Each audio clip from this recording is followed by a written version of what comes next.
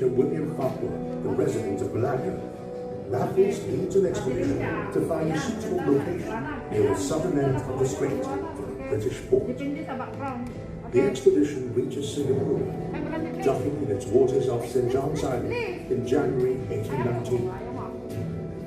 On 6th February 1819, Raffles signs a treaty with the Terengganu and Tunku Hussein Shah, which allows the British East India Company to establish a trading post in Singapore. When Raffles first arrives, there are already hundreds of indigenous Malays and Orang Laut living here, and many more soon make their way to Singapore from the region. The establishment of a free port in Singapore draws an influx of migrants in search of new opportunities. They bring their heritage, language and lifestyle practices with them, turning Singapore into a vibrant and culturally diverse. Crime and violence mark the young colony. As the 20th century unfolds, investment in education and public health gradually raises the overall standard of living in Singapore. With increasing affluence, a new middle class emerges on Vulnerable Island, just as powerful forces around the world shape its history. The winds of change soon envelop Singapore.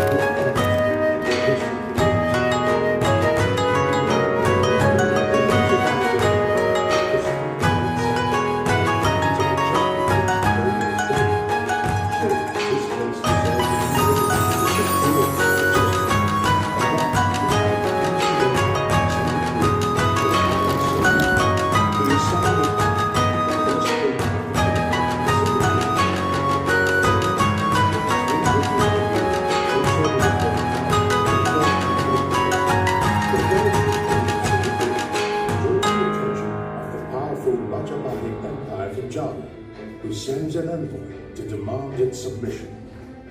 Sri Vikramawheera refuses, and the furious Majapahit king orders an attack on Singapore. But the attempt fails, and the Javanese are driven off.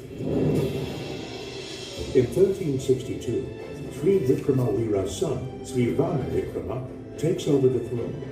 According to legend, a supernaturally strong man, Bada, enters his court. He competes in a challenge to lift a heavy stone in a show of strength. And not only does he lift the stone, he flings it all the way to the mouth of the Singapore River. It is believed that a fragment of this fabled stone endures to this day, better known as the Singapore Stone, one of our country's national treasures. The next king in line is Sri Maharaja, who takes over in 1375. During his reign, legend has it that the toad, or swordfish, attack and ravage the coast of Singapore. A young boy, Han Nani, comes up with the idea of using banana trunks to trap the toad when they leap out of the water. The jealous king, threatened by the boy's intelligence, eventually orders him to be killed. The last king of Singapore is Parameswara, originally a prince from Palembang. After a failed uprising, he flees to Singapore with his supporters, a group of Orang Laut or Sea people. Parameswara is warmly welcomed by the local ruler, Sang Aji, a Siamese vassal.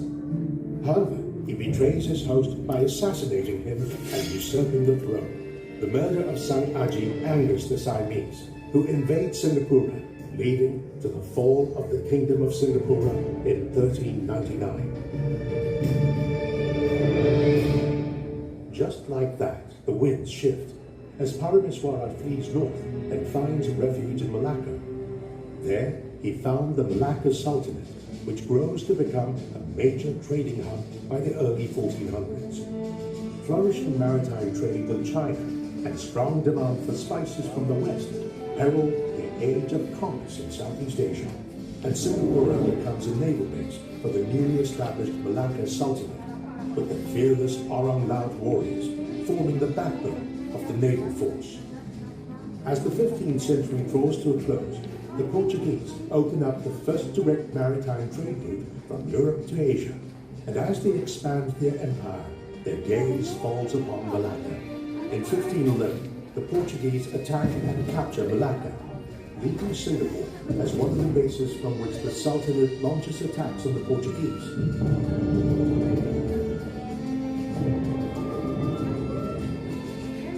After many failed attempts, the Sultanate re-establishes its capital along the Johor River, becoming the Johor Sultanate. And Singapore takes on a new role as a trading outpost for Johor's riverine economy. By the end of the 16th century, over control of the spice trade and attacked the Portuguese trade ship Santa Catarina in 1603 off the coast of Singapore. The region turns into a hotspot for conflict as alliances shift and break. The Portuguese and Johor Sultanate forge a peace agreement in 1610, but this peace is short-lived. The alliance angers the Archidates, who attack and burn down Singapore in retaliation, leaving it in ruins. And Singapore sinks into obscurity as the Malay archipelago becomes an arena for European conquistation over the next 200 years.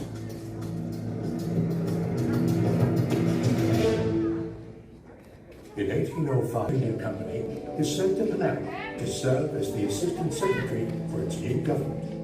His name is Thomas Stamford Raffles. By 1880, Raffles has become the Lieutenant Governor of Bencoolen and is concerned over Dutch dominance in the region. Accompanied by Major William Farquhar, the resident of Malacca, docking in its waters off St. John's Island in January 1819. On 6th February 1819, Raffles signs a treaty with the Temungpa and Tunku Hussain Shah, which allows the British East India Company to establish a trading base in Singapore. When Raffles first arrives, there are already hundreds of indigenous Malays and Orang Laut living here, and many more soon make their way to Singapore from the region. The establishment of a free port in Singapore draws an influx of migrants in search of new opportunities. They bring their heritage, language and lifestyle practices with them, turning Singapore into a vibrant and culturally diverse trading hub. From coolies to merchants, from convict laborers to philanthropists, these enterprising pioneers lay the foundations for modern-day Singapore. However, as the population surges, living conditions become overcrowded and rife with diseases. Impoverished laborers turn to opium, gambling for solace.